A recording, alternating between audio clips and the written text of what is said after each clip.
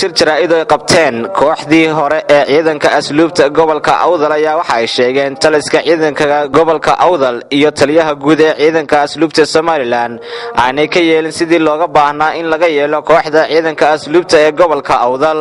iyagoo ay barbar dhigayaan kooxda ciidanka asluubta ee gobolka Nuuradiin shirkan jaraa'idoo hogaaminaya tababar ku xigeenkii hore ee xulka gobolka awdal Sakariya Dheere ayaa waxay cabashadoodii u dhigeen sida tan waxaan maanta halkan ka soo jeedinayaa cabasho aan u dhannahay annaga iyo 18 ciyaartoy kooxda ka kooban tahay bardhigaynaa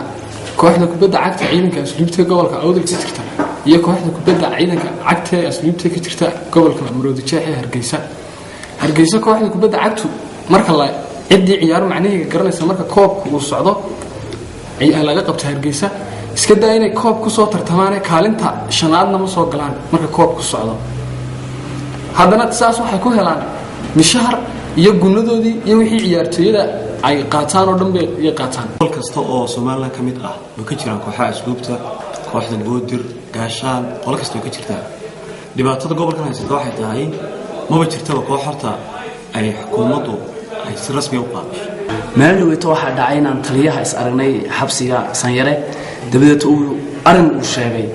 Hargeysa markaan tagnana wixii wax ka duwan oo aad iyo aad noo naxdin galiso fool xumo leh oo dhinac walba hadii loo dhigo aan qaadan kari weynaan kala nimid bismillaahir rahmaanir rahiim aniga Cabdikariin Habib Jaamac kana tirsan naadiga ciidanka asluubta gobolka awdal waxaan halkan ka sheegayaa fool xumo nagu kacay oo naloo sheegay oo la yiri waxa tihiin maxay deenay labo qabiil oo kaliya waxaana ka maqan qabiilkeygii uu yiri Sanyare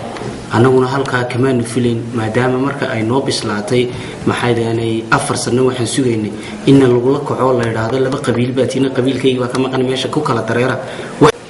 xaqiiq waa xaqiiqa oo ku sarakacay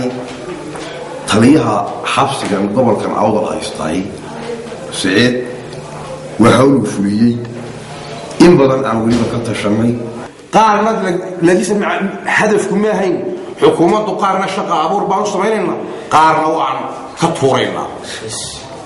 وحلنا الدائرة حلصنا شباب كانوا حكسوا إننا مدعوين كريانك جمهورية Soomaaliland aana ku siisbaa madaxweynaha si kastaba ha ahaatee cabashadan ayaa waxay ku soo beegmaysaa xilli kooxda ciidanka asluubta ay iibsatay shirkadda weyn ee Power Station Nuuradiin Dugsiiye shabakada wararka caalamiga ee Goorligu News magaalada Boorama